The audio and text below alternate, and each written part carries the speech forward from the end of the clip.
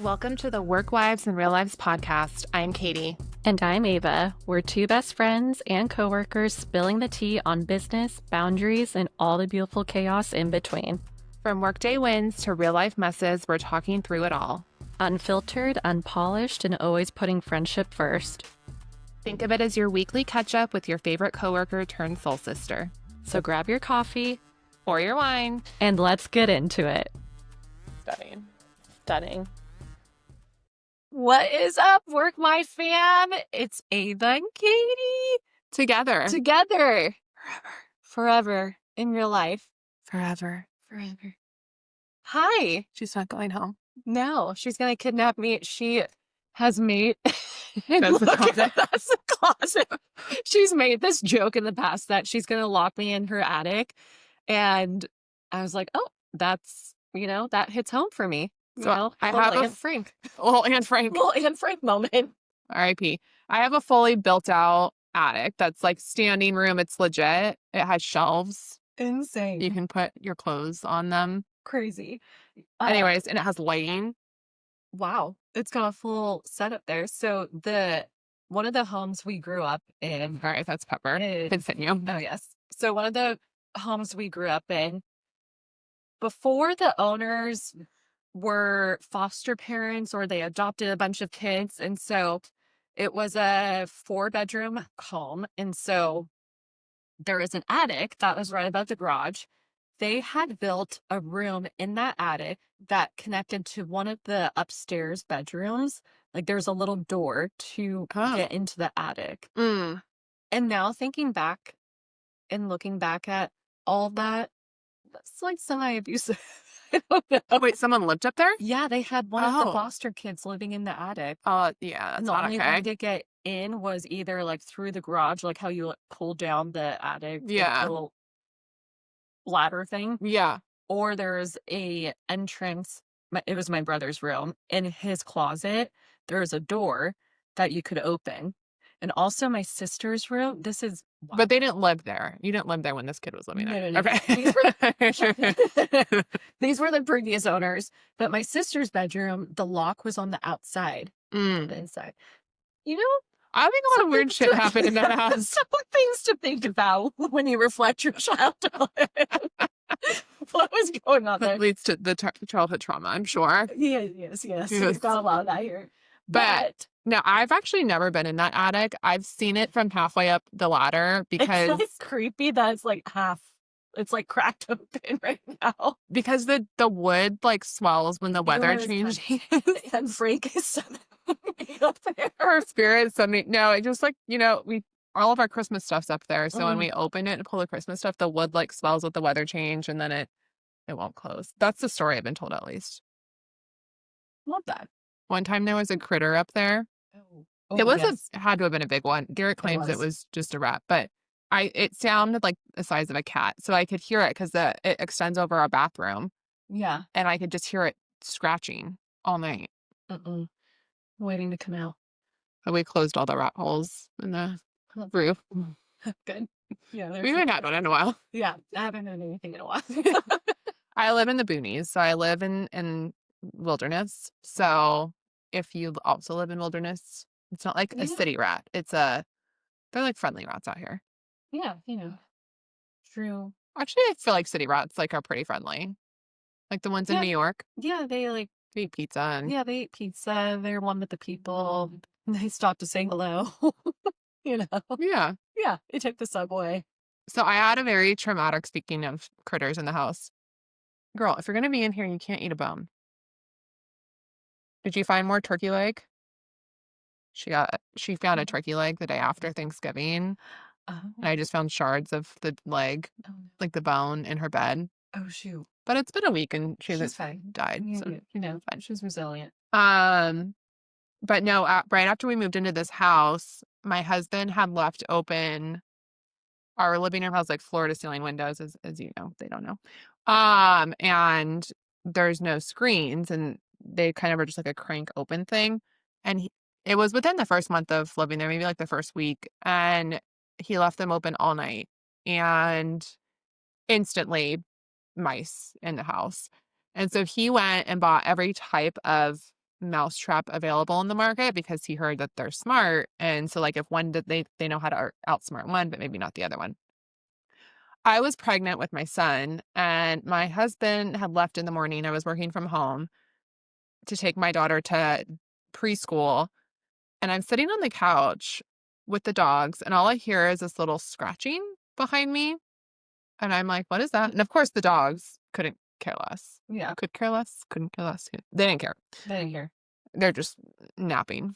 And I look behind the couch, and there is this little tiny mouse on a glue trap Oh. with Yeah. his little eyes just pleading up at me. And I don't know what I thought happened when you had a glue trap. I just thought they died. Like there was poison on it or something, and they're instantly The dead. sound of Oh them my God. thing is the worst. So I started crying. Yeah. And then I called my husband. I was like, what did you do? This poor little mouse is looking at me and like he can't move. And like I was traumatized. So I just put like a cardboard box over him to keep him in place. And then my husband came home and did something with it. I just need to disassociate. I can't see it. I was crying. And then I said, glue traps are never No, so inhumane. it really is. I had a glue trap. So I used to live in New York, and I was in an apartment building, and in our unit, there were 7 of us, 7 or 8 girls. And so it was infested with mice. And there was one night, one of the girls just started screaming because one of the mice got stuck on the trap. But we had 2 different traps. We had the sticky one, Mm-hmm. the glued one, and then the one that like snaps. Mm-hmm. The sound on each of them, the one with the glue trap is sad because it's just like they're still alive. Yeah. The one with the actual like snap where they instantly die, the noise. I've never There's heard it. one girl that we lived with that thoroughly enjoyed taking the dead mice or the living mouse to the trash can after it's been caught. She found so much joy and pleasure. I lived with some weird. She needs to be studied. She She's probably on a watch list. There's some weird people, except for Ingrid. Ingrid, totally normal, totally normal. But yes, it is startling when that happens. Garrett. Is someone trying to enter? Oh, it's Garrett. What? It was warm. This is our wine. Go get your own bottle. And keep the kids quiet and out of here, please. Thank you. Oh, did you know that's Garrett? I thought it was what to show me. No, I thought it was the kids too. I was yelling at him to come get his spawn. That was at the door, and then it was him looking for wine. Like, no, this is our bottle. Go get your own. Just hear like a little scratch at the door. I'm like, what child is that? It's Garrett. It's Garrett. Anyone patrol. Fun. Well, today we are talking about the startup secrets no one tells you about, a little behind the scenes of business. I'm going to be asking Katie some questions. I'm going to be interjecting with some things as well. But before we do that, a lot of time has passed since we last spoke as... Oh, I was in France. Yeah, she was in France. I was in Denver. Denver. In a hotel room. Home Suites by Hilton. Ooh, Lovely place. they're efficient. Yeah, they Clean. They were efficient. They were clean. Yep. Lovely. But a lot has happened. Yeah. Tell me about... Oh my gosh. So our travel home was a pure disaster. So we flew from Rome to Boston, Boston to LA. Okay. As we're on the flight from Rome to Boston, I get an alert that our flight first was delayed and then had been canceled, our connecting flight. And then we were rebooked on a flight that left like 4 hours later. So our total layover time was about 7 hours, but then we sat on the tarmac for an hour because there was a maintenance issue with our plane. So instead of being home at like 9 p.m., we got home at like 2 a.m. And I have not been on a cruise ship that long since I was a child. The longest one I did was 14 days. That was 11 days. But when we were in the airport in Boston, I felt so seasick. Oh, I bet. And like I hadn't even been drinking. I just was sitting there. I couldn't eat anything. So I ended up going and buying Dramamine at the little convenience store because I just felt terrible. So like the whole layover was just, I just felt awful and I was exhausted. I ended up falling asleep sitting up in a chair the last like 30 minutes before we went to the gate because I was just so tired. But we made it home. That was lovely. And then it was just like jam packed. So then I came home, was home for a couple days. We had my son's birthday party, which I like to throw a party. So if you've been to one of my parties, you know they're extra. There's a lot of people. We had like 90 people there. It was at our house. I'm always shocked at how many people you know. Well, he's at the age too where like you have to invite the whole class because he doesn't know not to talk about it. Like my daughter, it's easier now. Like we don't have to invite everyone. So you invite the whole class and like they don't have cliques and stuff at this age and they're 5. So it was nice meeting a lot of the parents and I'm really bad at doing play dates. So there's just like 2 families we do play dates with, or 3 families. And so and the boys aren't even in my son's grade. They're older. They're like in 1st grade.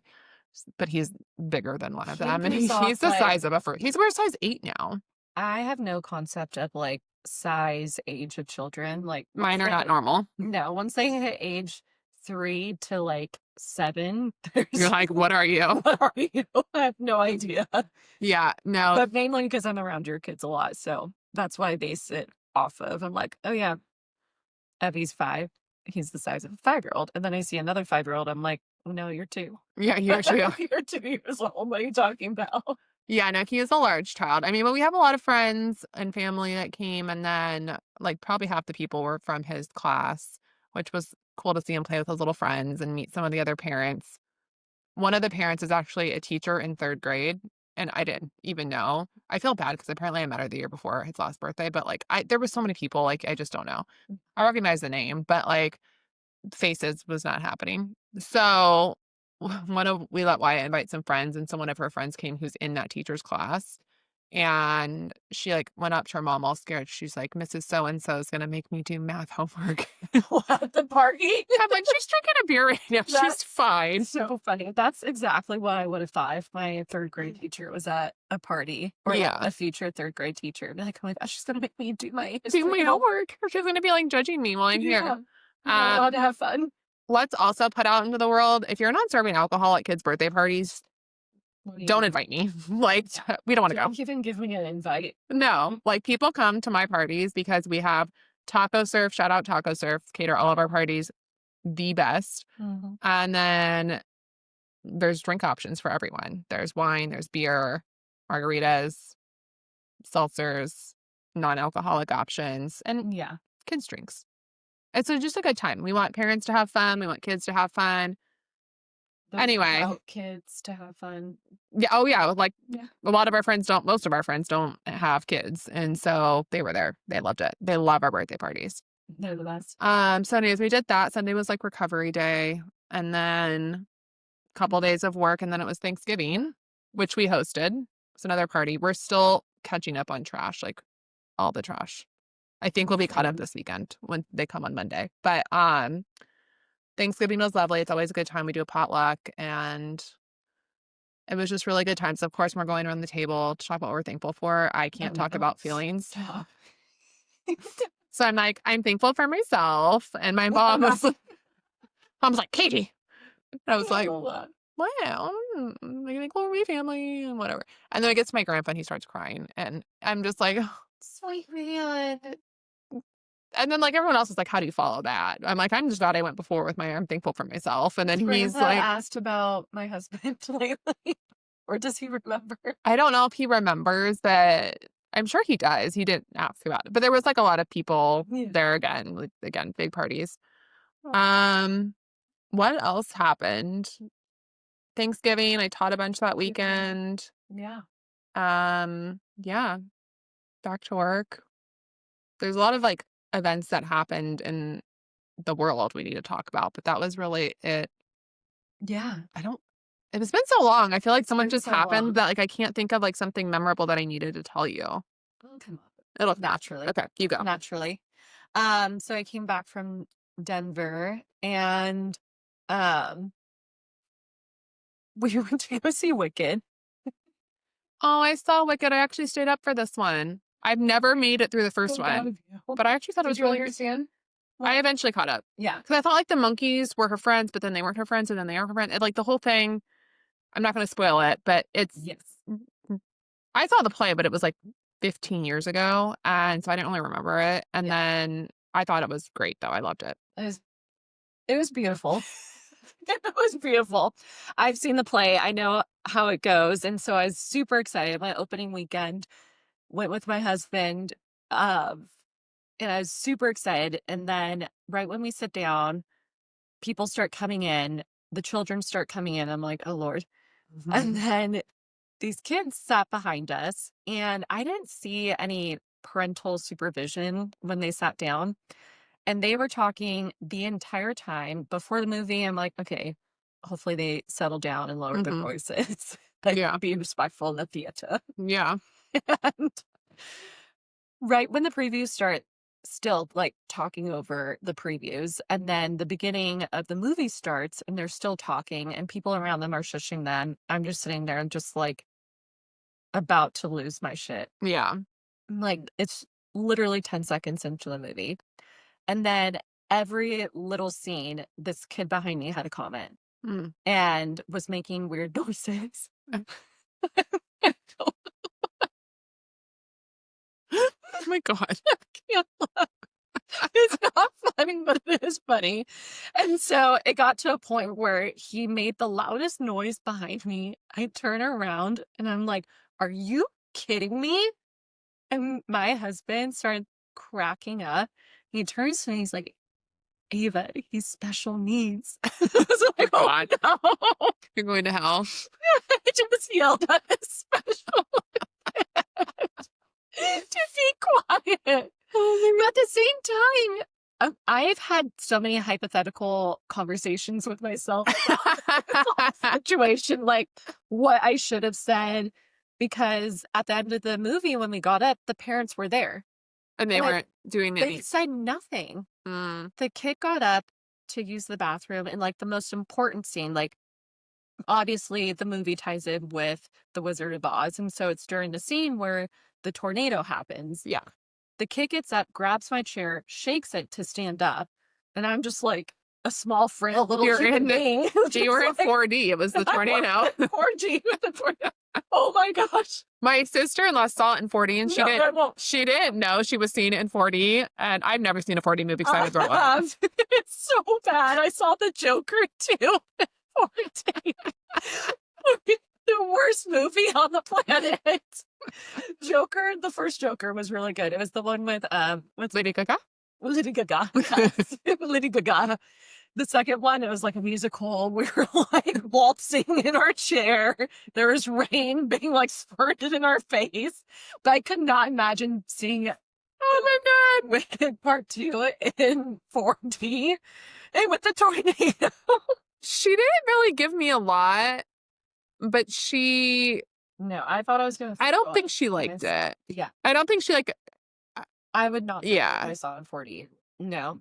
Even the previews, you're in 4D, and there's some weird, I think it was like a SpongeBob movie, and you're going underwater, and I was just like, oh my God, I was throw up. So like my only similar experience was seeing the Bug Life show at Disneyland. And when the bugs would crawl on you, oh my God, It's traumatized. Like, yeah. The only good like 4D thing I've ever experienced is Honey, I Shrunk the Kids and Disney. Top tier. Yeah, But also kind of scary. I get like motion sickness and stuff. I don't even think I could see 3D. So we actually saw Zootopia 2 over break, and Amy had bought the tickets. And so we show up at the movie theater, and she had got there a little bit before us because we were running late, as I'm prone to. And I'm parking, and she calls. She's like, so today's Wednesday. And I was like, yes. And she's like, apparently I bought the tickets for Tuesday. And so my friend had come with her kids. And so they had bought their tickets like an hour or two before.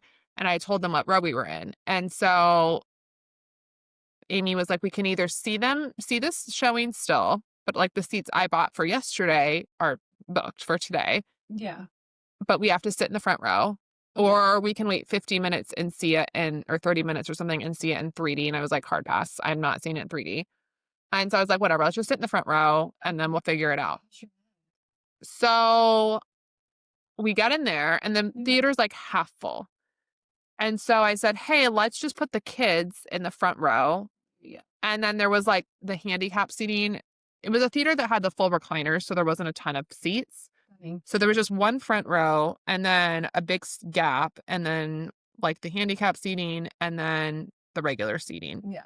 And there was 3 seats in that handicap row together. And I was like, well, let's just sit there. I'm sure no one's going to buy these tickets. Yeah. And Amy, because like you never really see people actually sitting in those. And then Amy was like, yeah, they offered that to us, but we had 5 and they only had 3. So like they're not sold. And I was like, okay, cool. Let's just sit here. So of course we sat there. The movie's about to start. Some people come up. They had bought the tickets. And so then we move. And so I was like, well, Vanessa, this row she had bought was close to the top, which is the row we were supposed to be in. And I was like, well, let's just go sit up there. Let's let the kids know we're up there. It'll be fine. Well, apparently she had only gotten 2 seats in that row because they were sold out. So she got 1 seat in the row behind. So I was like, well, let's just sit in these 2 plus this one. It's empty. Bouncing all over the place. What happens minutes later? Yeah. 5 minutes later, the people that have that 1 seat show up. Yep. So I was like, fuck it. Let's just go down to the first row. Yeah. So then we're in the first row and it wasn't like terrible because it was a full recliner. Like you could sit back a lot more. But then an usher comes over and I'm like, if we have to move out of these fucking seats, like I'm just leaving at this point. Telling us that we can't be on our phones because the screen was too bright and it distracts the people behind us. I'm like, oh, the people like 5 miles behind us, like there's no one else sitting around us. Right. And we thought he was going to tell us to move again. And I was just going to be like, there's nowhere else to sit. Yeah. And also the movie it's for 10 minutes in. If they're not here, too bad. Yeah. So but I want to see the movie again because it was cute, but we were like, the parents were on the side of the first row. So like, I basically feel like I couldn't see the other half of the screen. Zootopia too. It's really cute. It was really good. That's like one of my favorite Disney movies ever. Yes. Yeah. And this one's really cute. I'm not a fan of many animation cartoon things, but that one was one of my favorites along with Madagascar. It was really good.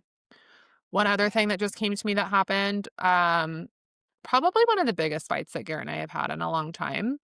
So Everett's birthday is here and it's his 5th birthday. It's a big one. I planned the entire party. I got all the catering, all the vendors for the decor. I set everything up. I ordered everything. I bought all the birthday presents. His actual birthday was on Monday, the Monday after his party. And Garrett fell asleep at like 7:00 Sunday night. I was up and Everett did not want to go to sleep. So finally I got him in bed like around 9:30. I'm exhausted. It was like the longest week ever. I stay up late so I can wrap all of his presents, which I bought. Garrett didn't even know what he was getting. She did it all. I have to go to work the next day and the kids had soccer camp from 9 to 1. And then their friends were taking them. My girlfriend was taking them with her kids from the soccer camp to go to Chuck E. Cheese. Garrett was supposed to go pick them up around 3 from Chuck E. Cheese. We have dinner with my parents and my sister-in-law and my brother at 5:30, which is like a 30-minute drive from our house. So I talked to Garrett around 3:15. He's like, yeah, I just got done with my calls. I just got out of the shower. I was like, cool, go pick up the kids. He's like, okay, yeah, I'll call Vanessa. And so I leave work about 4:30. It takes me 30 minutes to get home. I basically have to immediately turn around to go to dinner. So I'm expecting everyone to be at my house ready to go at 5:00. The kids are not at the house. They're still at Chuck E. Cheese. So like when I called him at 4:30, it's like, hey, I'm on my way home. Like, he's like, yeah, I was just waiting to see like what your timing was. Like, maybe we could just pick up the kids on the way from. I was like, wait, they're still at Chuck E. Cheese. At this point, they've been there for 3.5 hours. That's too long. And he's like, well, like, I think whatever. He's making up excuses. And I was like, go get your fucking kids. Yeah. So then I show up at my house at like 4:55. My kids are not home. I said, where are my children? Oh, Vanessa just left Chuck E. Cheese. We're going to pick them up at her house. So now we're going to be 15 minutes late to dinner, the time we get to her house, whatever. And I lost it in the car because then he starts getting mad at me and he starts trying to like blame her. Like, oh, she said they were going to be done a while ago. So I was just like waiting. I'm like, did she know we have dinner plans? No, of course she didn't know. Like, you didn't tell her. You just were fucking sitting on your ass for the last 2 hours watching anime. Yeah. I was like, what have you been doing the last 2 hours? Oh, I got into work late that morning because I had to make a cake that morning, and I went and got donuts for his birthday. So I did the party, the presents, the donuts, the cake.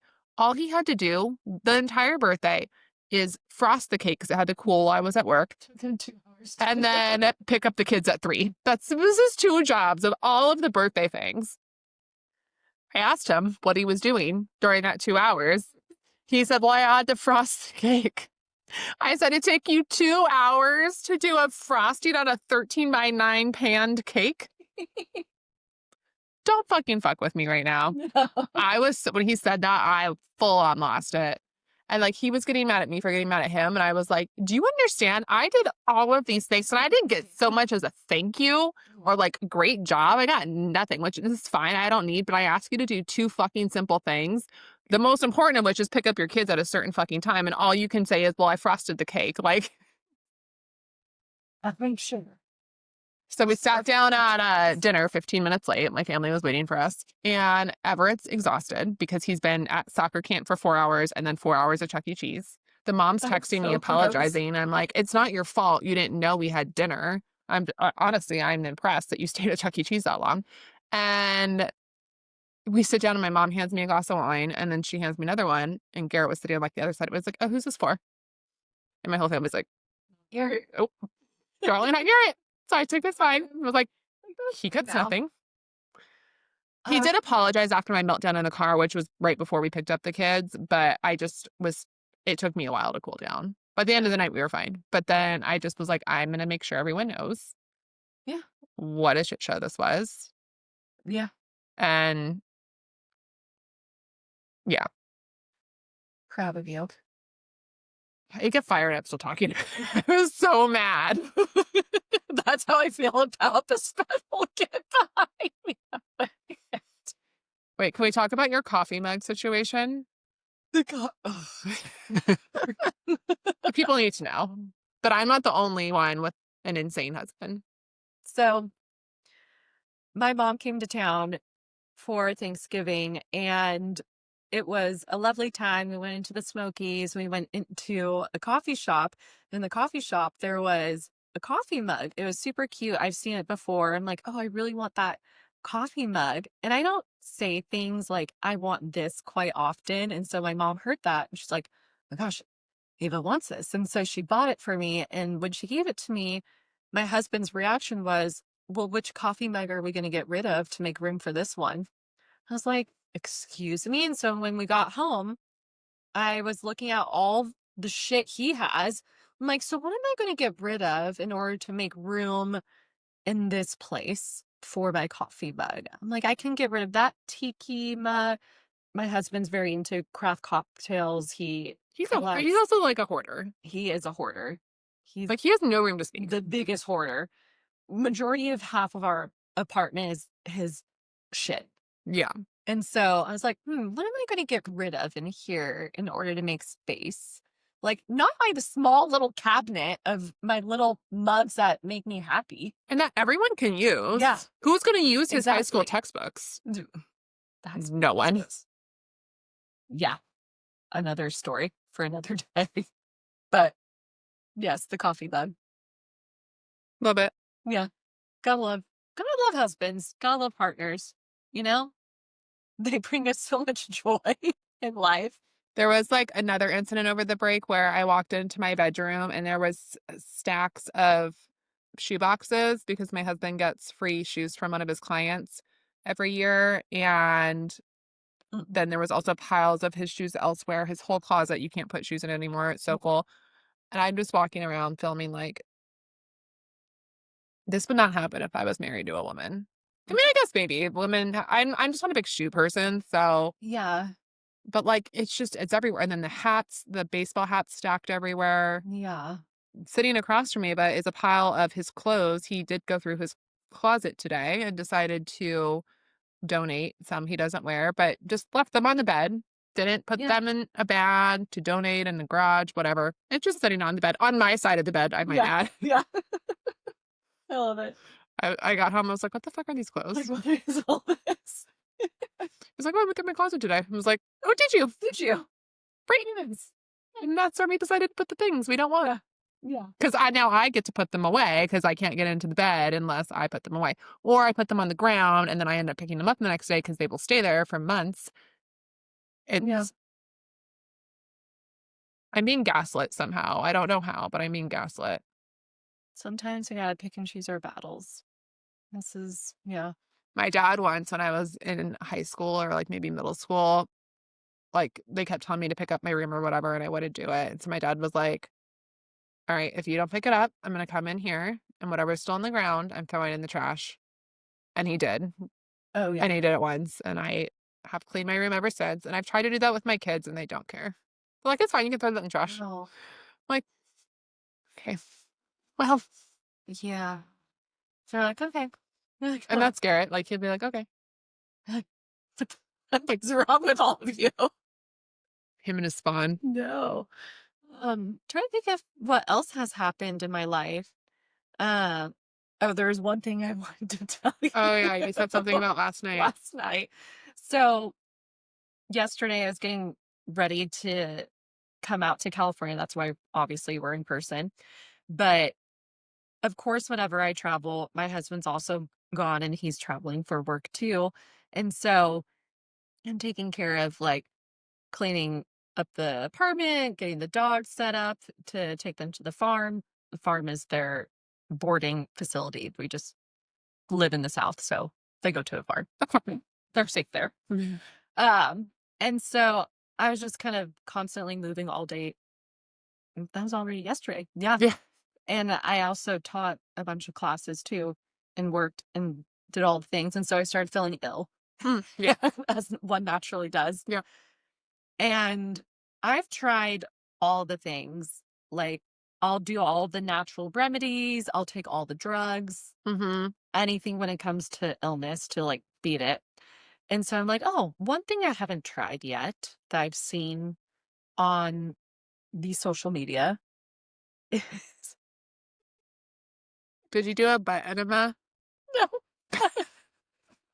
I'm sure that will be next. I swallowed a full thing of a garlic clove. You're literally insane. Isn't she insane, Pepper? I wanted to gag. Did you even chew it? Like, you just swallowed the whole thing? Swallow the whole thing. What did it taste like? The garlic? Garlic, obviously. But I could feel it in the middle of my chest. And I was just like, People need to like cut it up into little pieces. I cut off like the ends so it wasn't sharp. I don't know. You just swallowed a whole chunk of garlic. You're literally psychotic. And then I laid down to go to bed, which was not a good idea. And So it just sat in your chest. It just sat in my chest, and I just kept drinking water. I'm like, this thing needs to go down. And it finally went down, but then I had the worst burps and farts all night. Karen, do you want to know what I did last night?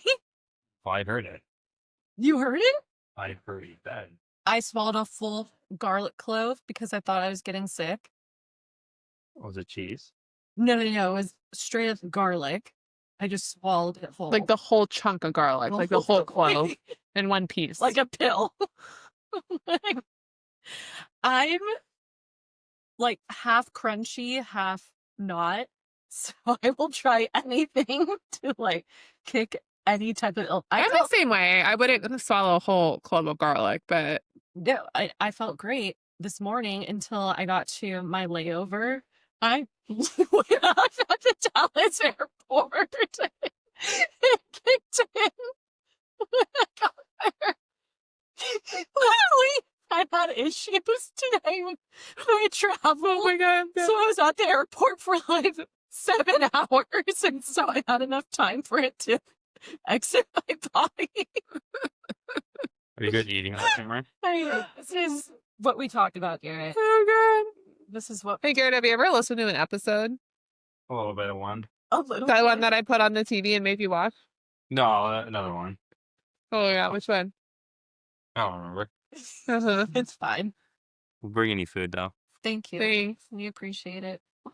Another thing I've tried is I cut up onions in like a little in the rings, and I put them on my feet and tied a bag to my feet and put a sock over my feet in order to like No cleanse extra. my mind. I smell like onions for days.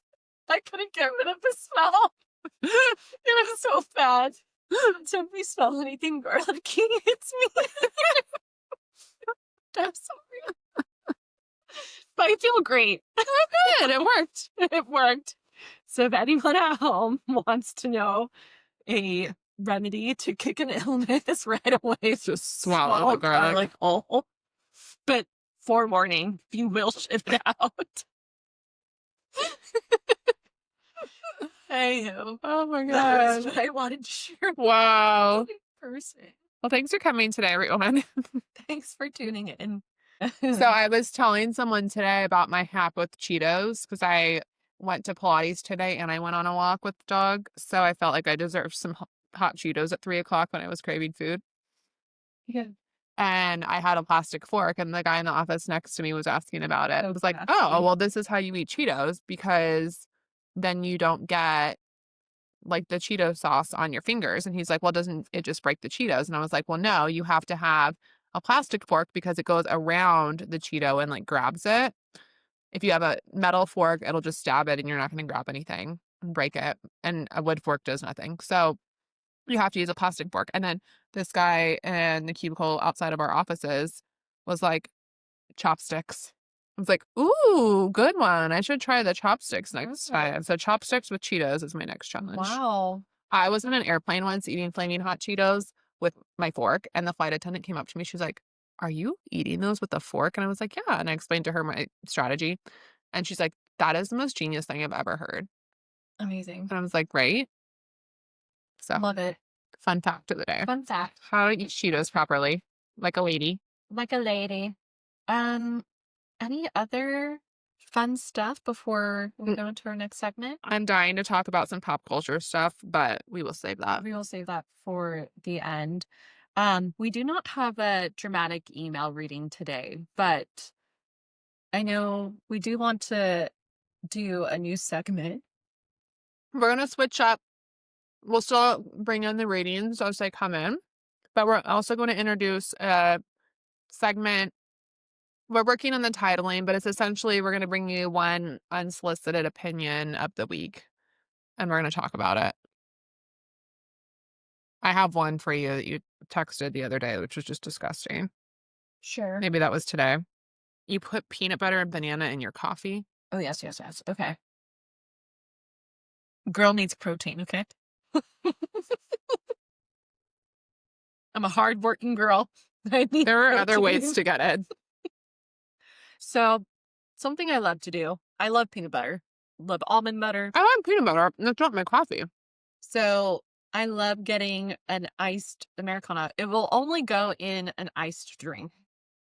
So, it's an iced Americano with a scoop of peanut butter and 1 pump of banana. This is my summer drink. A pump of what? Banana. Like banana syrup? Yeah. Gross. Seasonal.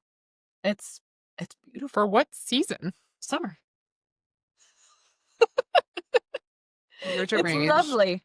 Anyhow, I added a scoop of peanut butter too. Wait, I actually do have a dramatic reading today Oh, do you?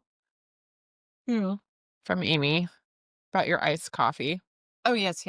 I loved Okay, we're gonna have two opinions. One is iced coffee in general, which I'm gonna get to, and the other one is the peanut butter and banana and iced coffee. yes.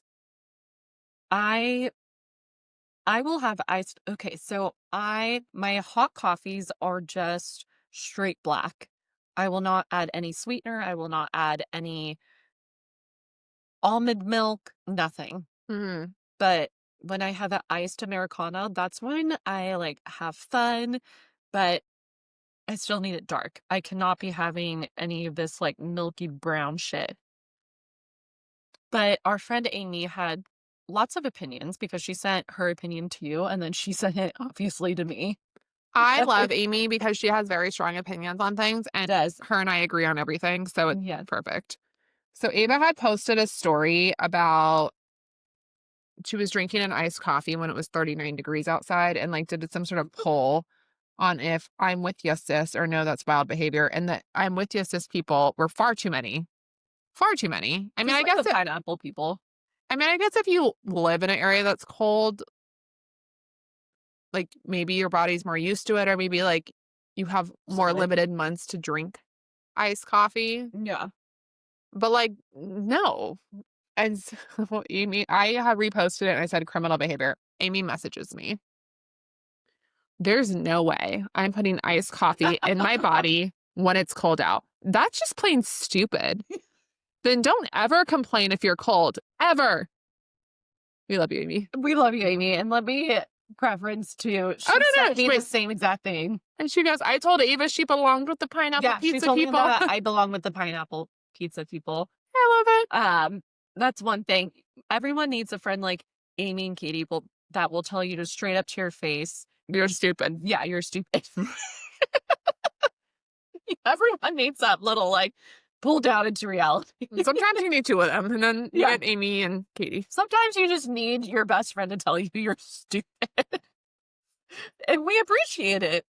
I don't take offense to Would it. you rather I say it behind your back? No, I want you to say it to my face that you're Fucking stupid. I'm like, oh, okay. But I saw a reel or like a Instagram today about how Taylor sent it to me. It's something about like how when you're being called aggressive as a woman, it means the stupid people are getting threatened. And it's like really true. yeah, It was a good one. no, that was good. Oh yeah. If someone tells you that you're too direct, just know that what it really means is that you're scaring the stupid people. You're scaring me. I know. I'm the stupid people. You're not scaring me. stupid. No, I'm very street smart. Your coffee taste is stupid, but Yeah. No, it's not. It makes me happy. debatable. It makes me happy. But yeah. Anyways, so that's what's coming at you going forward. Mhm. A mix of readings, a mix of opinions that might get us canceled, or just Ava. You know, we take turns. No. Ew. It like burned. It's spicy and it burned. It hit my throat in the wrong spot. That's another thing is bodily noises. I strategically the only bodily I'm noise dying. you might hear from me is a toot. And when I That's worse than coughing. well, yeah, it smells. But I'm burned my throat.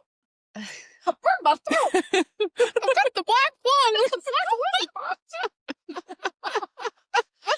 No, I am. What's the word?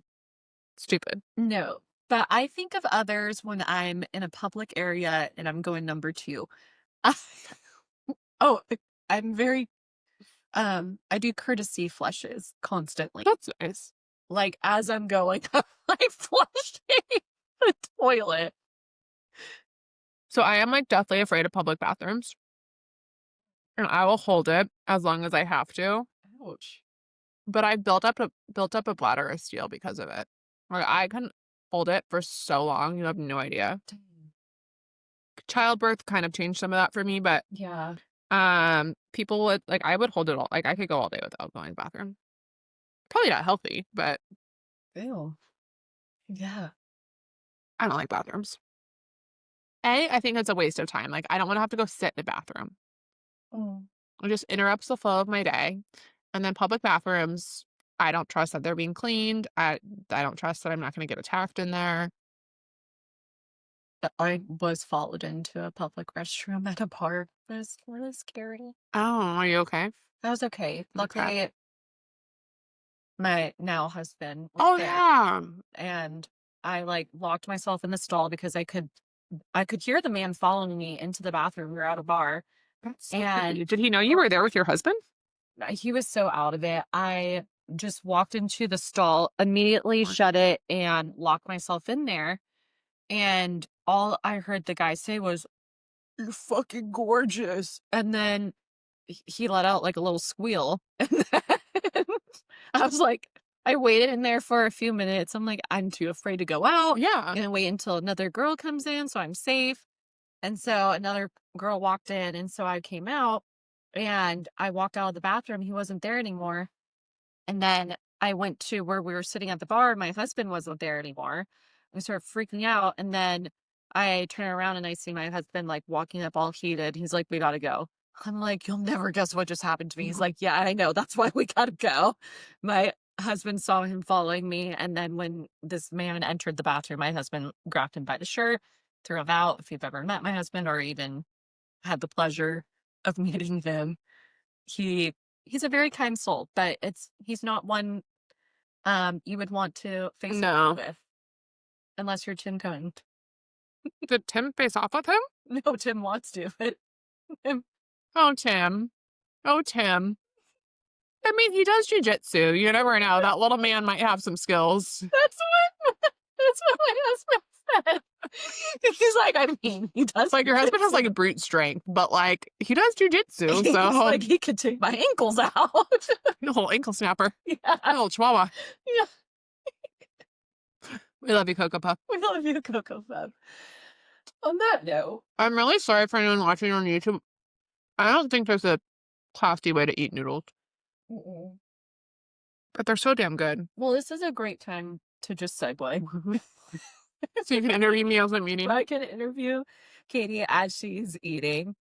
But as we go into our segment, just talking about what no one tells you about when starting a business and kind of break down into some different segments I'm going to talk to Katie about. Just real life shit when it comes to it, honestly. So, are you ready? First Heavy maestro. segment, the glamorous myth versus reality. Owning a business sucks. It's so hard. Don't do it. Don't do it. Run. Run. Yeah. Run for your life. What does it look like? And sorry, this is a bad start. Your live on the red carpet interviewing audition is It's in jeopardy.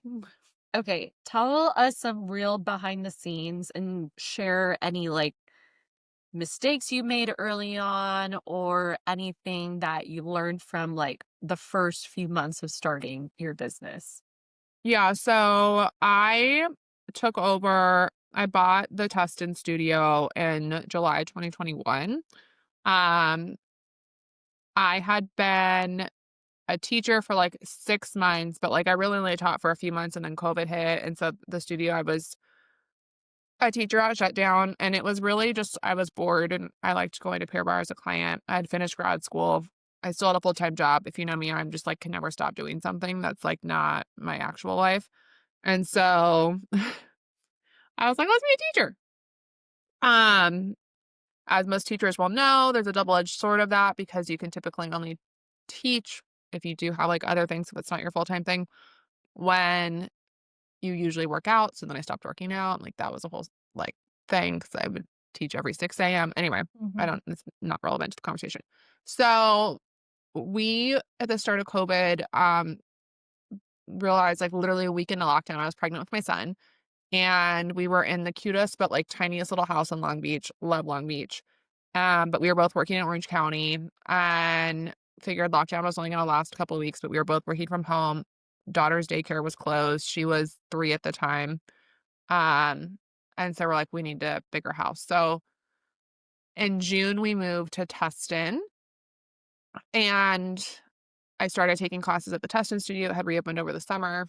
And I don't think I had started. I wasn't teaching. You were subbing, I think. Yeah, I was like, just let me know if you need help. But like, it wasn't like I wasn't like Let me regular know in if the you need schedule. help. Let me know if you need help. And then in about April of 2021, the former owner reached out to me and said she was moving to Tennessee and asked me if I was interested in buying the studio.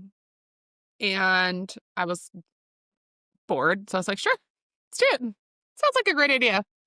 It actually was. I'm super glad that I did, and like it's been a really lovely journey. I would say I made a lot of mistakes when I started. So the studio was, as most fitness studios, where I would consider it distressed, where it was, they had lost a lot of members during COVID. Um, we had, the former owner, who's a lovely, amazing human, was an owner operator. So she was working a lot of the shifts. So I had to staff up and add payroll expense because I was still doing my day job. But then on top of that, I was still working a lot of like the evening shifts. I would be there in the morning. No one wanted to teach 6 a.m. classes, but I wanted to add them back on the schedule because they were like the most popular classes at the studio I used to teach at before we closed down. So I was doing like all the 6 a.m.s. I was coming in and working the desk at night and still doing my day job, which granted we were remote at the time. In between, I think like the biggest mistake is like just expecting it to happen naturally. Like people were just going to show up and buy memberships, and like that's not how it works. And I had invested in some like digital marketing pretty early on, and then did it for a couple months, only got one membership out of it, and I was like canceling this. And then we went to a sales training. And I remember there's a studio, Winter Garden, shout out Allison, who was in pre-sale or had just opened. And they had like some crazy member number, like 400 members when they opened, which was just, like when I bought the studio, we had 75 members. And so to like see a studio that had those numbers at grand opening, I was like shooketh. I was like, oh my God. And then they brought up our call logs for all the studios that were there, and we called no one. No one. I guess we just thought people were just gonna show up because we're Pure Bar and buy membership, and like there was no sales strategy, there was no outreach. And I regret that it took us like basically, I think that was about a year into owning it. Because almost the first year I was putting money into it out of my own pocket every single month to keep the business going. And I regret not investing in the sales strategy earlier on. So I think that was probably the biggest mistake I made. I've made a ton of mistakes with retail, which I'll never ever get right. And then I shifted it to you, and then it's, any Pure Bars that are like crushing it at retail, if you're listening, send a help package, a care package. Yeah. It's so hard because It sucks. It's not the core of our business, so I just don't care enough about it. no, and I feel like every studio, and this goes for like any retail area, Yeah. there's where we're located, specifically with one of the studios, the Tustin studio, it's a melting pot, I would say, is kind of what I call that studio, is we're getting so many different walks of life from all different zip codes, even different counties, because we're kind of a central zone from the beach cities into the Inland Empire. Yeah. And so we're getting that group, but then also we're kind of centralized where in the middle of that, there's other cities around us that don't have Pure Bars remotely close enough. So if you're familiar with the Orange County area, we're kind of more inland of the beach cities, but there are kind of cities going more north towards, you would hit Long Beach. There's nothing like in between really us and Long Beach unless you're in Huntington Beach. And so that's We have a lot of people that like they're members because they don't live in the area, but they're like it's on their way home or to work. right. Like because we're right off of like a bunch of major freeways. It's a perfectly located studio. So shout out to the former owner who picked it because it's a great location. Super cheap rent, as someone once called it. It's a dumpy center. I don't like this person. Oh, no. He knows who he is. He's almost into this. Anyway, it's not the most glamorous center. Like if you look at like our RSM studio, that center is beautiful. It's stunning. But this is like so primarily located, and the rent is like really good for being where it is. That we get people that live in Garden Grove. We have someone that lives in Long Beach, but she works in Tustin, like, or it's literally just on people. It's an easy like pop off. We're a minute off the freeway, and so it's really easy for people to like that are transit based to like access. And that's something I told someone too recently because she was wanting to open up her own studio. And she was naming some areas. And I was like, honestly, to tell you the truth, the most success you're going to have is in an area where it's going to be the most accessible. So right off the freeway, Mhm. it's not going to be the most glamorous shopping center or area, but it's going to be the most accessible to your clientele, whether they're living in the area or they're working elsewhere but living in that center, or they're working in that area but live elsewhere. People need that in between where there's a highly populated area where there's traffic, something to do to help die down traffic. Go work out, take your 50-minute class, head home. Traffic has died down at that point. Or take an early class, you're on your way to work, take the class, do your thing, head out. Um, I think the other part of that, though, is when you live in a market like that, mhm, that has such easy access to so many retail options. mhm, Like, if you're in a studio that's maybe more remote, or, like, in a state that doesn't have, or a city that doesn't have, like, something on every corner where people can go easily buy stuff, plus, like, the explosion of e-commerce, like, it's just so easy to get anything, or, like, all the Amazon, like, knockoff stuff, like, people are just defaulting to that. So, back to retail, that's why I hate it. But then the location thing, I think the other big issue I made, so I think the biggest issue with Tustin I made, our biggest mistake, was just not investing in a sales strategy early on and, like, trying to drive traffic and, like, business. Um, and then I think the biggest mistake I made with Paris, well, it is what it is, but, like, I chose a center. I didn't learn the lesson of, like, why Tustin was successful, or, like, recognize that. Not that RSM, like, isn't successful, but it's just in a more tucked away, it's a beautiful center right on a lake. It's gorgeous. Little cutest little studio, but it's not something like you have to live there to go there. Like, people aren't traveling to go there because it's not, like, on their path home from anywhere. And so I think that's been the hardest thing of, like, when we opened RSM and, like, seeing what that member count was versus, like, looking at, like, what Winter Gardens was. I was like, and, like, you can't compare because it's a totally different market, it's a totally different location. right. Um, Allison's done an amazing job with her studios, but I think that RSM, like, you know, it's just never gonna be able to get there because of, like, to a certain level because of, like, where it's located, and it's just more limited in that way, and it's off of the toll road. So, like, if you don't live in RSM, like, you have to take a toll road to get there essentially, Right. or take a really long roundabout side street. It's just gonna be a harder market to, like, saturate, but one Absolutely. day, One day. one day. And that's kind of how I explain it to even different salespeople or marketing agencies that we work with when it comes to that specific location in RSM is it's pretty much landlocked. And do you need something? AC just turned on. Okay. You can go adjust it on the thing. I'm We have freezing. a You said you thermostat. were gonna change it. Well, I changed it last night for a minute. I didn't change the schedule. You can turn it yourself, like, it's a thermostat. You have to come interrupt me for that? Men. Men.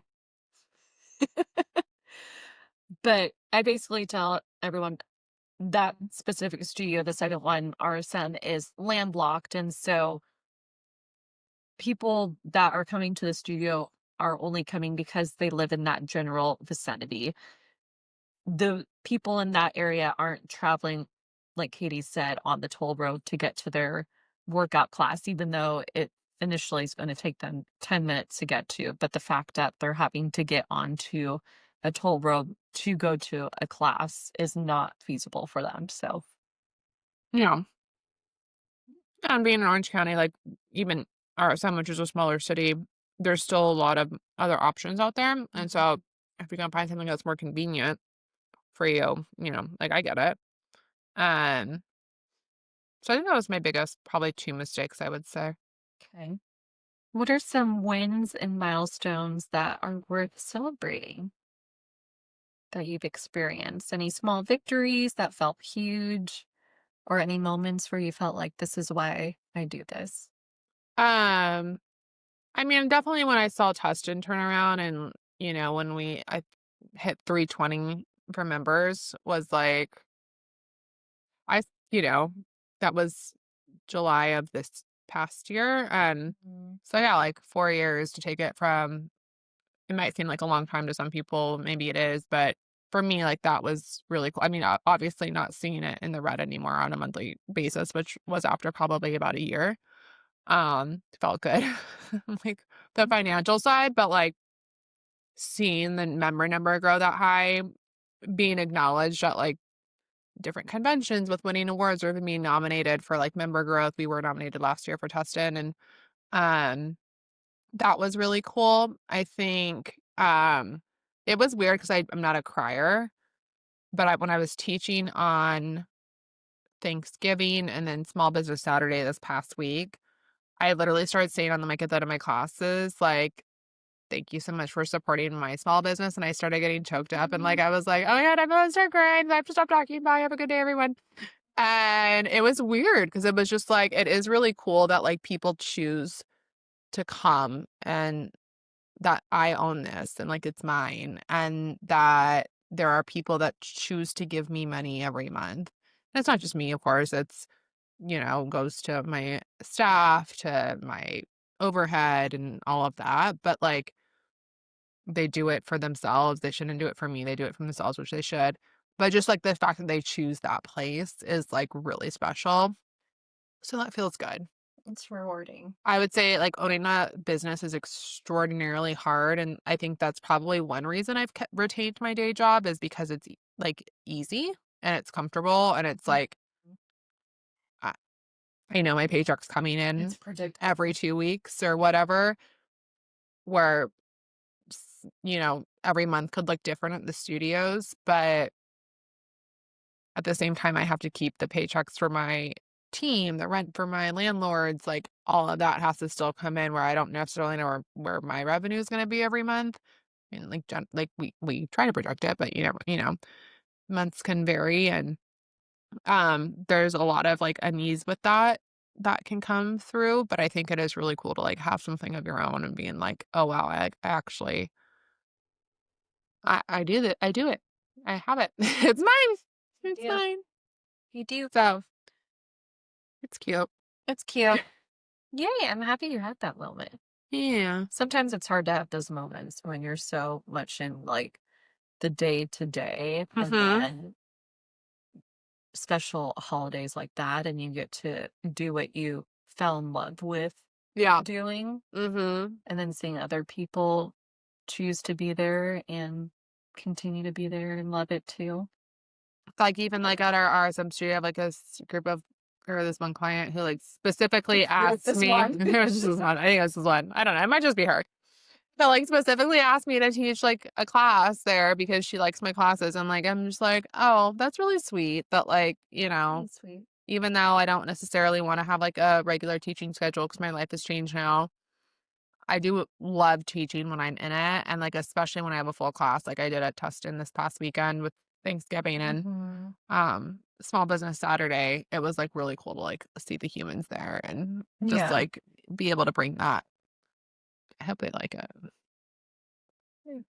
If they don't, I always say at the end of my class, I don't accept complaints. So We don't. Yeah. we don't accept complaints. That's Praise only, or questions is fine too. I'm like, you have any questions, comments, concerns?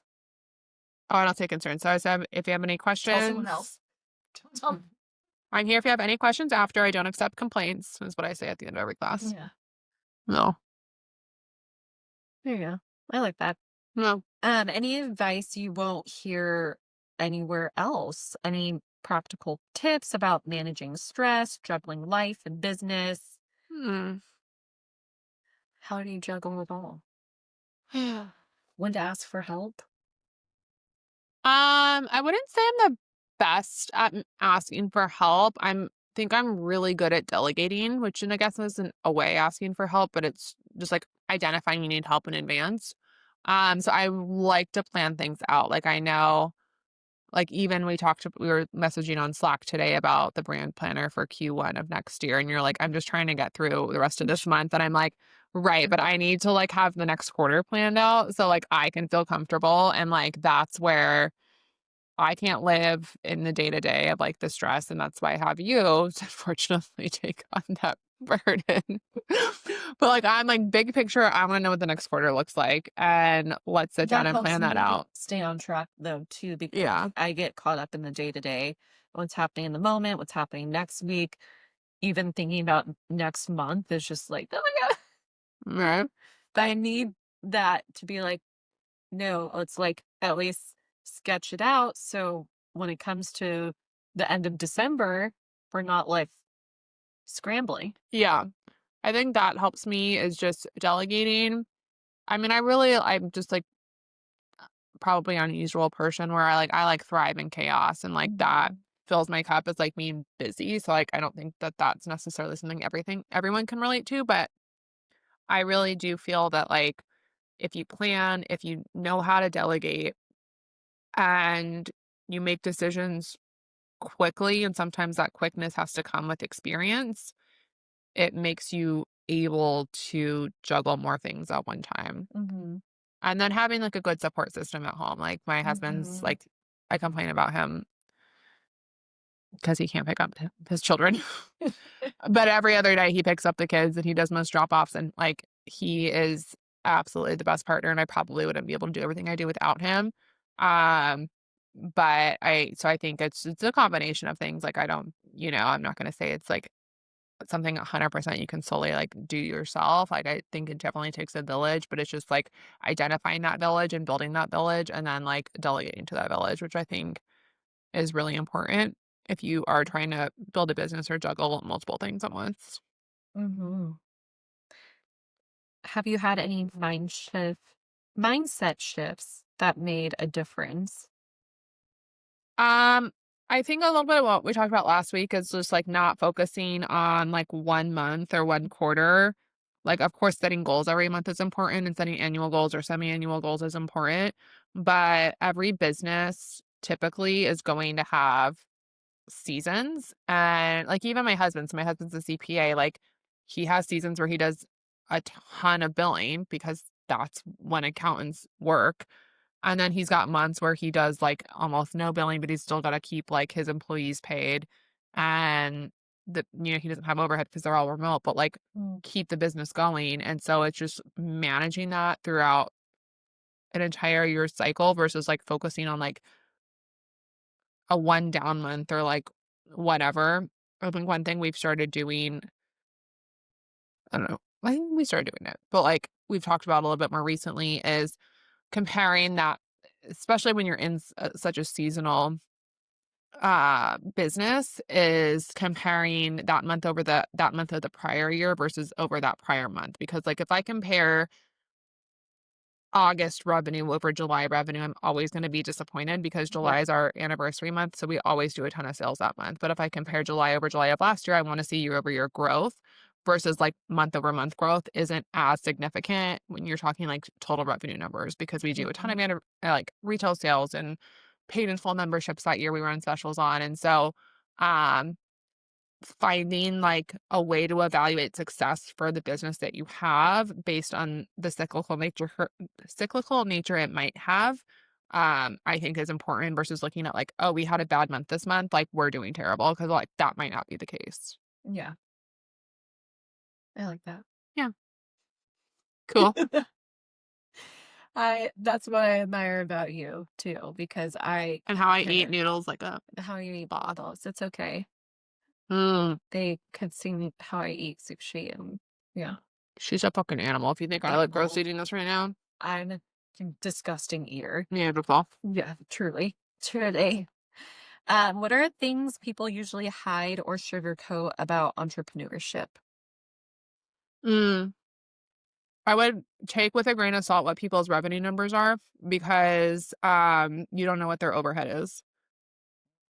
So you might see like a number of a competing business they're doing, or even like we look at Pure Bars, like they might have, because we see other people's revenue numbers. I think they've sent out that report in a while, but they used to send out reports of like total sales for the month. I can't compare myself to someone in New York City because their overhead has got to be astronomical compared to mine. So they have to do more sales, right? They're in a more saturated market, or like in a market with a ton of more prospective clients. And so Mhm. I would take revenue with a grain of salt because that means something different to every single business. And you don't know what their bottom line is. And that's, people could quote, I do so much amount of sales every year, even if it's not like a service-based business like us, if it's like an inventory-based business, you don't know how much the inventory costs them. You don't know how much they're paying to store it. Like there's so many other factors you don't know. And so I would be wary of starting a business just knowing what revenue numbers look like alone. Like you really have to know what the total impact looks like of the business, including all of your expenses, because that's what really can kill businesses getting started, is not understanding the expenses behind it. Like you might see the shiny, bright revenue number, like you can build this amount or have this amount of gross sales or like whatever it is. But if you don't understand all of the things that take to get that number, your margin actually might be pretty small. Yeah. True that. True that. True that. And it's not glamorous, and it takes a lot of hustle and a lot of hard work and long nights, and that's that. Yeah. I even tried to be an influencer over the summer. You're still going at it. And like, oh my God, It influencers takes- out there, just to post like every time. So I'm very into like my home design, and I don't spend a lot of money for the most part on like most of my furniture and stuff. Like I buy a lot of stuff on Target and on Amazon, or like furniture, like the actual big physical pieces I'll spend more on. But like almost all the decor in my house is from Amazon or Target. Like I don't spend a lot, like side tables, like everything. And so I was like, had time over the summer, and I was like, I'm gonna start like just promoting my products and get like an Amazon associate account and whatever. And I started doing all this. To keep up and to like have the time to post all that, it takes so much time. I don't think people realize that. It's a full-time job. And I started my account in July. I got paid $19 today. Finally, my first $19. But like Prime Day or like Black Friday came around, Cyber Monday, all that. I was like, I'm like with my family. I was like, you know what? Exactly. Screw this. Like, whatever. My site's live. I have linked what I bought. I'm not going to like, I don't buy stuff every month. So I'm not going to like post stuff that I haven't actually bought. And so it's like, if someone wants to go see what I bought and they like my stuff, here it is. But like, I'm not going to regularly push it because A, I don't have time, and B, I don't have time. It's too much. It's too much. It's a lot of hustle. And like, even like when I started with Tustin, like I was there all the time building it that first year. Yeah. I had the luxury of doing so because we were remote, and like at the nature of my last job, like all of our projects stopped. So we really had nothing to do. I was very lucky to be able to stay employed, but it's a lot of late nights and hustle, and just it's worth it if you find something that you're good at and you can make it successful. But success does not come immediate for most people, and it's tiring. It is. It's exhausting No, sometimes. success, and it takes a lot of hustle. It takes a lot of grind. Mm-hmm. It takes a village, like you said. Even like when I went on the cruise a couple weeks ago, I had told Amy, I was like, oh, I'll take a bunch of videos for you of the ship, because she hadn't been on that ship before. So she can post it. She's a travel agent, so she can post it like reels about the ship. I did like one the first day, and then like 3 days went by and I didn't do any. And she was like, she wasn't like pushing for videos. She's like, hey, if you have any more, like feel free to send them, whatever. I was like, I'm so sorry. Like I just, You're living in the moment. I'm just living.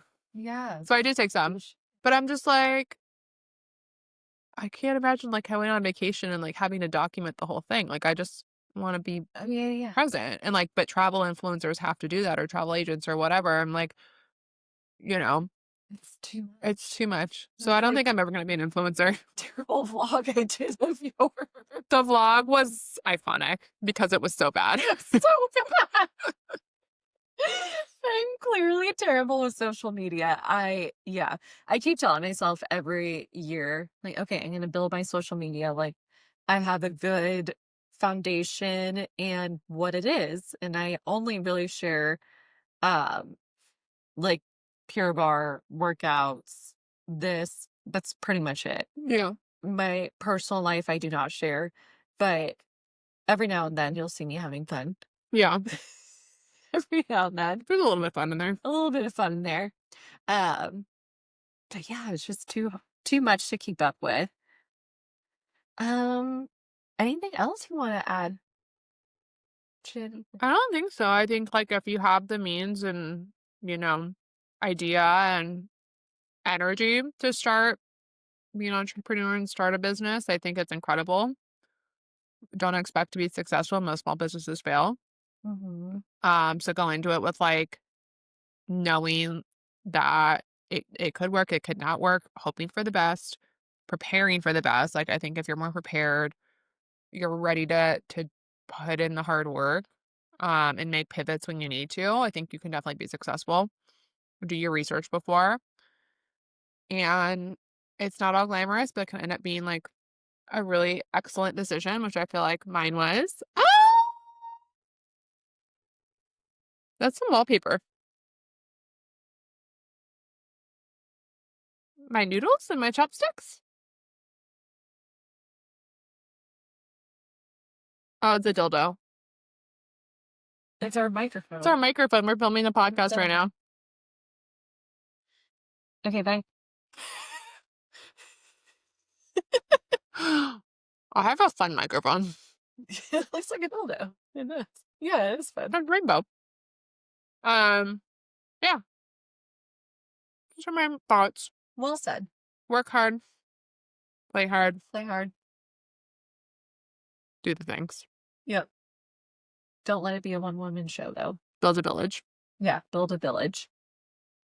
Invest in overhead. Yep. If you build it, they will come. You know?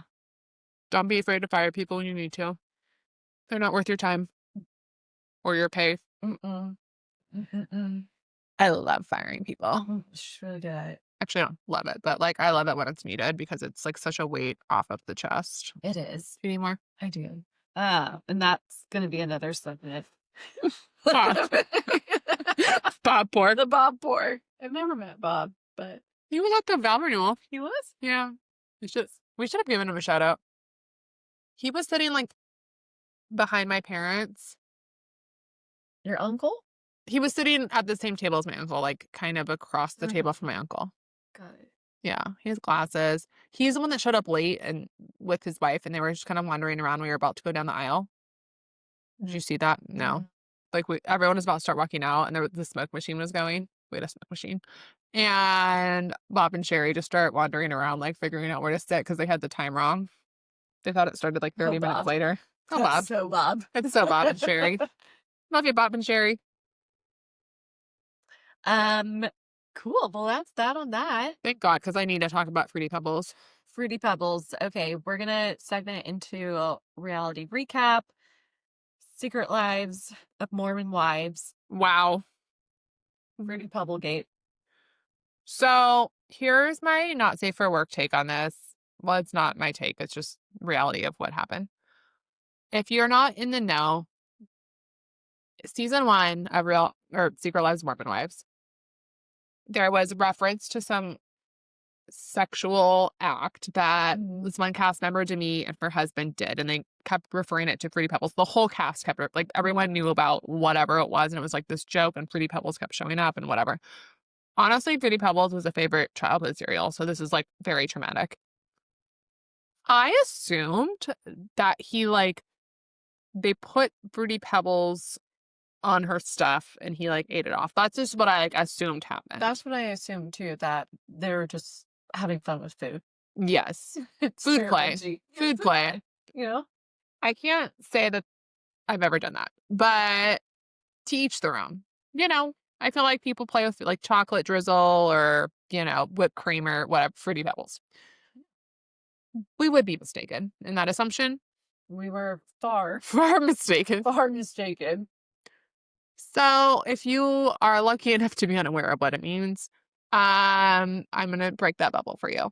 So Demi's former best friend who's on the show, Jessie, came out because they've been feuding online, feuded the whole last season. Demi's basically on the outs with everyone except for Whitney, who queen. I don't know why she's still friends with Demi.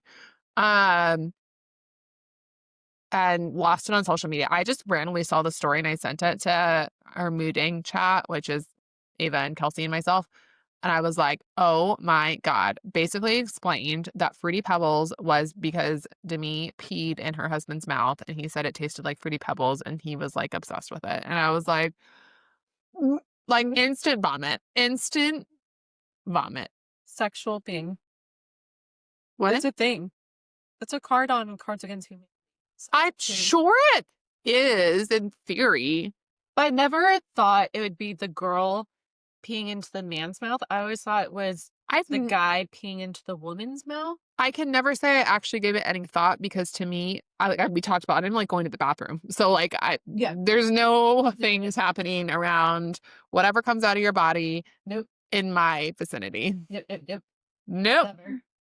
And then she went on to say, they've tried Cocoa Pebbles because she posted a video of him eating Cocoa Pebbles. I'm so confused because at first it seemed like she was upset. Yeah. That this came out. Which you can't be because you told all of your friends. And first of all, if any of my friends told me that they peed in their husband's mouth and that was like a thing they did, instantly excommunicated. Don't tell if you're a friend of mine and you do that, good for you, but like don't tell me about it because I will never speak to you again. Yeah. I couldn't. That's all I would see. That was Katie's first thing she said to Kelsey and I. She's like, if any of you do this, you are excommunicated. What am I supposed to do with that? No. It's unsanitary. Also concerning that her pee tastes like Fruity Pebbles. I fear that she has like the diabetes. Yeah, so a nurse did a reel about that and said, like, this is not official medical advice, but, like, your pee is not supposed to be sweet. No. So if your pee is that sweet, you might have diabetes. I mean... Oh, my God. The world was rocked, though. The world has been shook. It's shook. It's shook. We don't know what to do with ourselves. It's all we can talk about. It's all we can talk about is freaking Fruity Pebbles. It's everywhere. That, and then, of course, our Queen Whitney being unfavorably or unreasonably is probably the better word, eliminated from Dancing with the Stars because of her take on the show, which I get. But Roxy Hart. I knew she was going to get it. Mm-hmm. I'm so excited. I have to go to New York and see it. Like, I'm going. So excited. Yes, we have to do a trip out there and go see her. Oh my gosh. So proud of her. So proud. I act like I know her, but we're so proud of you. We love you, Whitney. We love Congrats. you. Congrats on all of your success. Well deserved. Beautiful dancer. I saw someone online saying this, but maturing is falling in love with me. Mm. I also think what people forget is that yes, it's reality TV. Mm-hmm. They are playing a part. They are creating drama for views. And so she has come out and said that she's an actress or she wants to be an actress. Like, she has that background. Mm-hmm. Don't be surprised and think that, like, whatever she did on the show that might come across as, like, bad isn't just part of her role of, like, being on the show. Like, I get it. I'm not saying it's scripted, but I'm saying she knows what she's doing. And if you're not relevant on the show, you're not going to continue to be on the show. Like, Layla should not be on the show anymore. But sweet girl. Yeah. Brings nothing. And when we've talked about this, when she tries it, it just falls flat. Yeah. But, like, Whitney brings drama. She brings views. She brings conversation to the show. I don't know that that's necessarily because, like, that's actually how she is in real life. Mm-hmm. I think it could be part of, like, trying to create, like, a personality on the show. And I think that that's probably how most reality shows are. And I think if people are like, oh, she's a terrible person because of this happened on the show. And I'm like, it's a show. Like, take everything with a grain of salt. And also the conversation of her going on Dancing with the Stars only to further, or going back to Secret Lives of Mormon Wives to get the audition. Yeah. Like, good for you. Like, good for you. It's a business. It is a business. I mean, that's the only way Taylor Frankie Paul was able to get The Bachelorette. Right. The only way those other girls get all their brand deals. This is just kind of on a higher platform. She found a deal she was interested in and she went for it. Like, exactly. I don't think that she should be faulted for that. And also, it's majority of the people that go on Dancing with the Stars are also promoting their platforms. Like, Robert Irwin, he's promoting his conservation. Yeah. Like little Zootopia man. And he was in Zootopia, and all of the cast members of Dancing with the Stars. Yeah.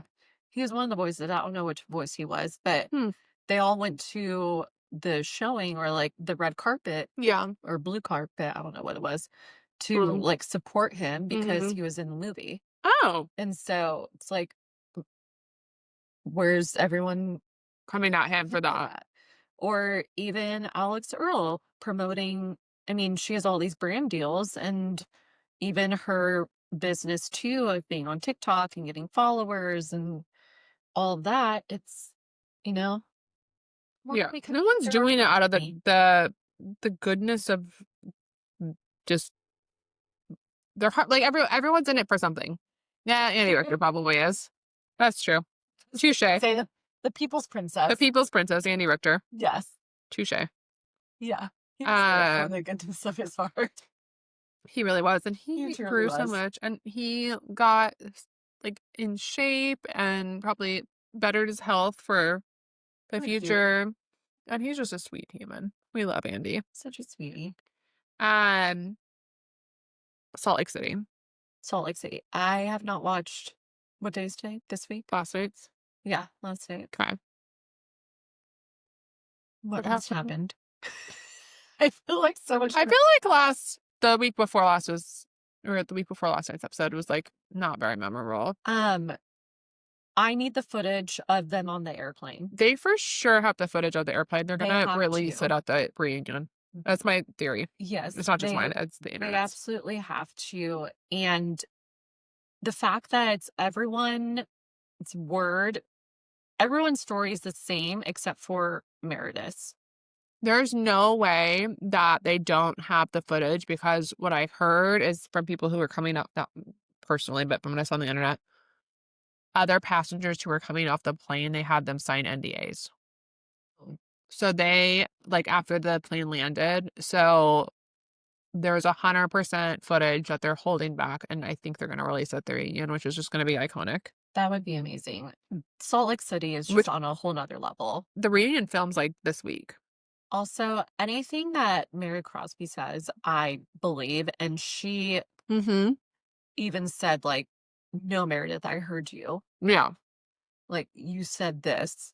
You were acting this way. Stop eating this, but it's so good. So I believe Mary. I believe Mary. Mary has like nothing to gain No, from lying about it. no, exactly. So I believe that she's telling the truth. And Meredith overreacted. Which it happens. So you It just admit happens. it and you apologize and you move on. We get heated about things that we're passionate about, and Yeah. we move on. What else was on TV? The Macy's Day Parade. I Did didn't you watch it, watch? but I saw clips and like the public's reaction to like the A true millennial put that show together. there was this one, no, literally one of the only clips I watched was the Toys R Us float, which who knew they were making a comeback. And it was like Busta Rhymes rapping on the Toys R Us float with a little giraffe bumping in the background. And then it cut to like the Today Show crew and they're all just like, woo, Yeah. like iconic. We're all nodded. It was so good, except for this weird man. Oh. I don't even know his name, but he resembles like Weird Al. And he was singing, his teeth were gross. Oh. He was on a float with children. It just did not look it did not look kosher. I honestly forgot about the parade because I was teaching all morning and then I just came home and started prepping to host. And so I didn't turn on the TV until like football, like the afternoon games were starting. And Right. then I went on my phone and started seeing the clips. And I was like, oh yeah, the parade. Oh, I love the parade. Love. Yeah. Otherwise, I watched Below Deck, which I know you don't watch. No. Beverly Hills comes back this week. So excited. Mm-hmm. Southern Charm. Do you watch Southern Charm? Yes. Yes, yes, yes. Yes, yes, yes. Um, Nothing What's her good, just name? like building right now. Benita and Benita, Sally. Sally. Yes. We need to tell the people. So we find ourselves in Bravo iconic moments, either before or after. Before we were doing our like little like tour of WeHo like 2 days before Scandal happened. Mm. And then when we were in the Bahamas, Oh, God. We were in the Bahamas for my birthday this year. And the last season of Southern Charm had just aired with Shep's girlfriend. What was her name? Sienna. And we were at the girlfriend. We were staying at the SLS Baha Mar, which is where they stayed at the Hyatt, but it's at the same property. And we're walking through from the hotel going to the casino, which is the shared casino between the Hyatt and the SLS. And I look at the bar and I was like, oh my God, it's Sienna. And she's got all these people around her. She's like the celebrity of the Bahamas. And I'm like texting the people that aren't there yet because like some of the girls had left and some of the girls were still there. I was like, Sienna's at the bar. Insane. We also saw, you weren't there. So we went to the same hotel for Kelsey's bachelorette party a couple years ago. And Joe Giudice, Teresa's ex-husband, was in the casino taking photos of people. Before he was deported? Yeah. Well, it's a different country. Yeah. So yeah. He's it was after he was deported, I think. But wow. That look at us. Hotel is a poppin' place. It is a poppin' place. Or we just like follow the Bravo Leb moment. Apparently. Or they follow us, you know? They manipulate us. That's amazing. I mean I like Southern Charm, but it's still building. I feel like it's only been 2 episodes. So yeah.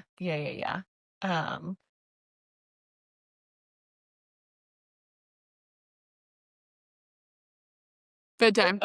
It's bedtime. It is. We should probably call it bedtime. Yeah, we should probably call it bedtime. I'm delusional. Well, thank you for joining. Thank you. If you all send feedback that you like us in person together, maybe we can get Eva to stay. Otherwise, I will lock her in my Anne Frank closet. Yeah. I don't know. Is it too soon to make Anne Frank jokes? It is. I mean, Hanukkah's coming up. It's kind of a fun. You started it. I did not. You started it. I said I didn't call it an Anne Frank closet. Well, you're like, I'm gonna lock you up in the closet. I was like, do you not know that's culturally inappropriate to be saying to me? Sorry. I'm sorry. I love the Jews. Good. I loved The Diary of Anne Frank. I read it when I was little. Have you read it? I have. Okay. Of course. Do you like the Holocaust Museum in downtown LA? I haven't gone to the downtown LA. I went to the Washington, D.C. one, and it shook me to my core. The downtown LA one's really good. It's like sad, but good. I think Kelsey has a little Jew in her too, right? She's very white. I feel as though she's like English. I guess there could be English Jews. No, like British. I mean, there could be British Jews. We were taken from our.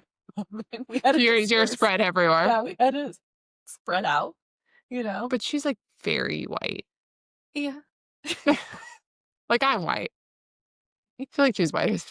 I have some Serbian in me. I don't think she's even got that. Oh no, that's really white. Yeah. I'm like everything dark. No, my grandma was Yugoslavian. Whoa. My grandpa was Danish on my dad's side, so it's like very clean over there. And then my mom's side is like a mix of like Western European, like French, German. See, I'm all Eastern European. Like Russian? That's not Europe. I used to think I was Russian, but my dad's side of the family was actually like a Ukrainian Jewish descent, but they migrated up to Russia and then into the States. Oh, interesting. Yes. So you should watch the next Real Housewives episode, the one that just aired last night, because they all try to talk about because it talks about Bronwyn becoming a citizen and like some citizenship questions, and they all fail all of them, and it's hilarious. Amazing. How many senators are there? Senators? Yeah. In the United States? Yeah. Oh my Lord, don't even. I'm so history. This is not history. This is like active active government. 12?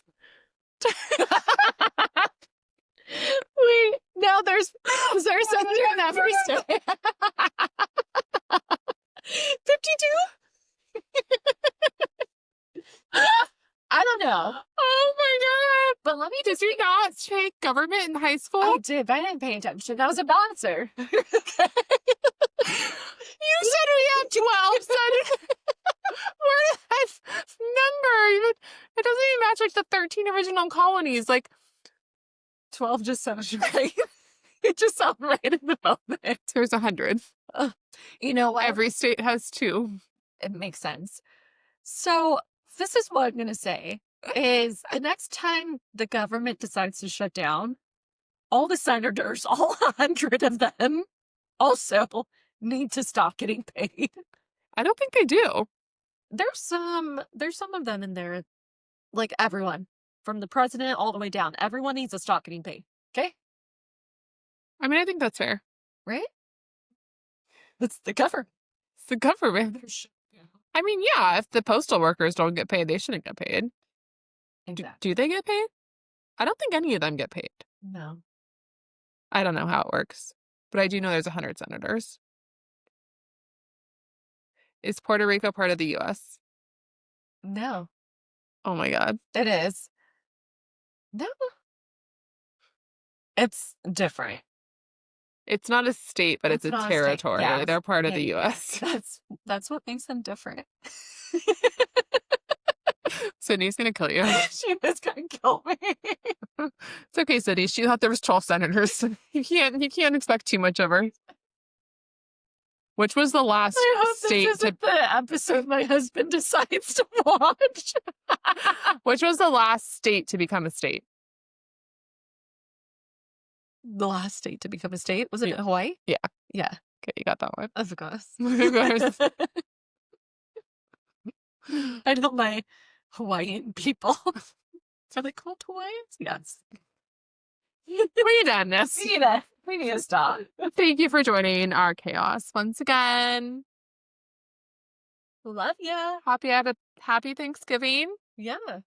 and enjoyed whatever this was. Whatever this was.